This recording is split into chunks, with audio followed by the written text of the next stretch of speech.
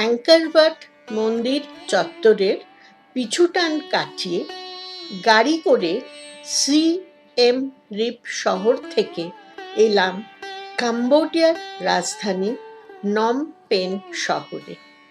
আসার পথে দেখতে পেলাম শহর দিয়ে বয়ে চলা বিখ্যাত মেকং নদী। হোটেলে পৌঁছতে পড়ন্ত বিকেল হয়ে গেল। হোটেলে গুছিয়ে নিয়ে সন্ধ্যায় একটু বেড়াতে বার হলাম। নমপেনে আমাদের সব ব্যবস্থা করে রেখেছিলেন আমার পারিবারিক বন্ধু ভাতৃসম গ্ল্যাডউইন। সে সবান্ধবে ও সপরিবারে আমাদের সব ভার নিজের কাঁধে তুলে নিয়েছিল। বড় কষ্ট হয় যখন মনে পড়ে পরহিতকর ছেলেটা অকস্মাৎ বছর 2 আগে আমাদের ছেড়ে চলে গেলেন। আজকের ভিডিওটি গ্ল্যাডউইনের নামে উৎসর্গ করলাম। সেদিন সন্ধ্যায় দেখতে পেয়েছিলাম খেমার রাজবংশের রয়্যাল প্যালেসের বাইরেটা। পরের দিন সকালে এখানেই আমরা আসব। প্রাতরা সেরে এলাম এই বিখ্যাত পর্যটন কেন্দ্রটি দেখতে। যথাযথ প্রবেশ মূল্য দিয়ে ভিতরে ঢুকে গাছগাছালির সমাবেশের মধ্য দিয়ে হাঁটতে হাঁটতে চোখে পড়ল হাত জোড় করা মূর্তি, যেগুলি আমাদের সম্পূর্ণ ভারতীয় সংস্কৃতির নিদর্শন স্বরূপ। ভারতীয় হিসাবে নিজের মধ্যে বেশ গর্ববোধ অনুভব করেছিলাম। আমরা ভারতীয়রা তো এইভাবেই অভ্যর্থনা করি। মনে হলো আমরাও সেইভাবেই অভ্যর্থনা পেলাম। অত্যন্ত যত্নের সঙ্গে এখানকার গাছপালা, বাড়ি ঘর, রাস্তা লালন পালন করা হয়, সেটা পথে হাঁটতে হাঁটতে বুঝতে পারলাম। আমাদের অ্যাঙ্কর-ওয়াটের ভিডিওগুলিতে আমরা বলেছি কম্বোডিয়ার জাতির জীবনে ভারতীয় সংস্কৃতির প্রভাব কতখানি গভীর ছিল। এটাও বিস্তারিতভাবে তুলে ধরেছি দ্বাদশ শতাব্দীতে তৈরি হওয়া বিশাল হিন্দু মন্দির চত্বর অ্যাঙ্কর-ওয়াট সম্পর্কে। এই প্রেক্ষাপট জানা ছিল বলে মনেই হয়েছিল রাজপ্রাসাদে ভারতীয় সংস্কৃতির ধারাবাহিকতা দেখতে পাব। খেমার রাজাদের এই প্রাসাদ তুলনামূলক নবীন হলেও আজও হিন্দু সংস্কৃতির কিছু নিদর্শন মাথায় করে রেখেছে। উদাহরণস্বরূপ বলি, রয়্যাল প্যালেসের থ্রোন হল ভবনটির মাথার চূড়ায় চতুর্মুখ ব্রহ্মার অবয়বটি দেখবার মতো। এই চতুর্মুখ অবয়ব দেখেছি, আপনাদেরও দেখিয়েছি অ্যাঙ্কর থমে। প্রাচীনকালে খেমার সাম্রাজ্যের রাজপ্রাসাদ অ্যাঙ্কর-ওয়াটের কাছেই অবস্থিত ছিল, কিন্তু 14শ শতাব্দীর শেষ ভাগের আগেই দেশে দেখা যায় প্রাকৃতিক দুর্যোগ।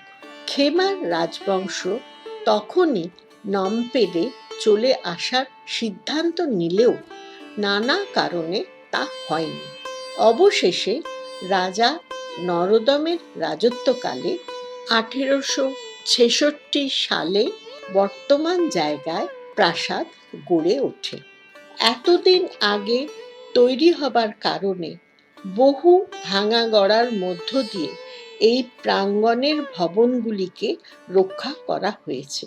অতি মনোরম জায়গা, খুব সুন্দরভাবে জায়গাটি এখনো রক্ষণাবেক্ষণ হয়ে আসছে।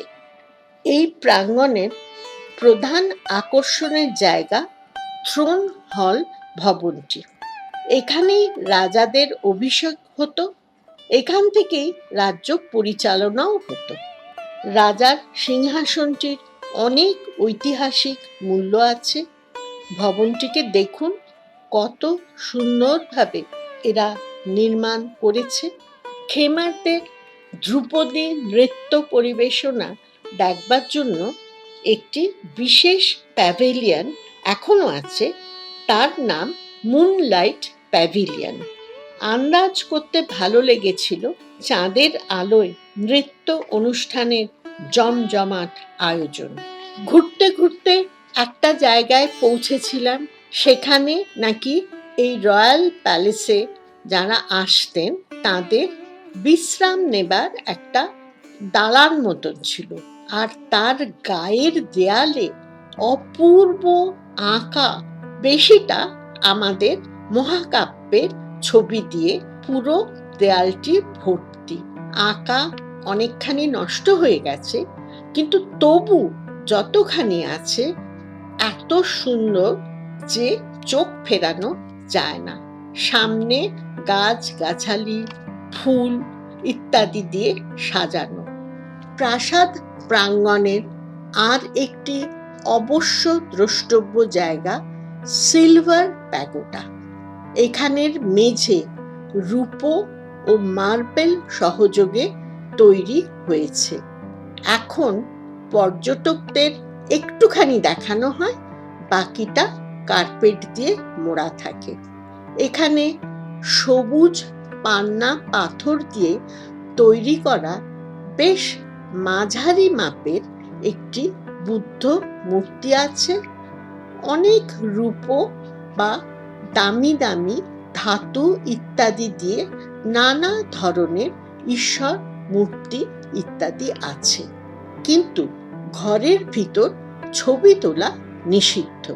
সত্যি এখানকার কারুকার্য ও শিল্পকলা চোখ মন সবই ভরিয়ে দেয়। অপরূপ কারুকার্যে তৈরি সিলভার প্যাগোডা, যাকে বিহারও বলা হয়, তার কাছেই দেখতে পেলাম অ্যাঙ্কর-ওয়াট মন্দিরের একটি প্রতিরূপ। ভালোই লাগছিল দেখতে। মনোমুগ্ধকর আরেকটি জায়গা দেখলাম, সাদা ঘোড়ার পিঠে চড়া রাজা নরোদম। তাঁর রাজত্বকাল ছিল 1860 থেকে 1904 সাল, মানে যিনি এই রয়্যাল প্যালেস নমপেনে তৈরি করেন। ওই ঘোড়ায় চড়া রাজার মূর্তির দুপাশে রয়েছে দুটি স্মৃতিসৌধ। একটি রাজা নরোদম সুরামারিতের, আরেকটি যে স্মৃতিসৌধ সেটা তাঁরই রানী তাঁর স্মৃতিতে। এই নরোদম সুরামারিত রাজত্ব করেছিলেন 1955 থেকে 1960 সাল অবধি, এবং ইনি নরোদম সিহানুকের পিতা। এই রাজা সুরামারিত এবং তাঁর ছেলে সিহানুকের সঙ্গে ভারতবর্ষের রাষ্ট্রপ্রধানদের দেখা হয়েছিল, এবং সিহানুকও ভারতবর্ষে এসেছিলেন। আমাদের আগের ভিডিওতে এই বিষয়ে আমরা আলোচনাও করেছি। রাজার হাতিতে চড়ে বেড়াবার জন্য যেখানে অপেক্ষা করতেন সেটাও এক থাকে দেখে নিলাম। কাম্বোডিয়ার শিল্প, সঙ্গীত, সংস্কৃতির ওপর খুবই গুরুত্ব দিত। এই প্রাঙ্গণে আছে একটি সংস্কৃতি অফিস। এছাড়া রাজাদের ব্যবহৃত জিনিস ও তাঁদের সঙ্গীত চর্চার কিছু কিছু নিদর্শন পর্যটকদের দেখানো হয়। খুব বড় অনেকখানি জায়গা জুড়ে এগুলি রাখা আছে, দেখতে বেশ ভালোই লাগে। আপনারা দেখুন।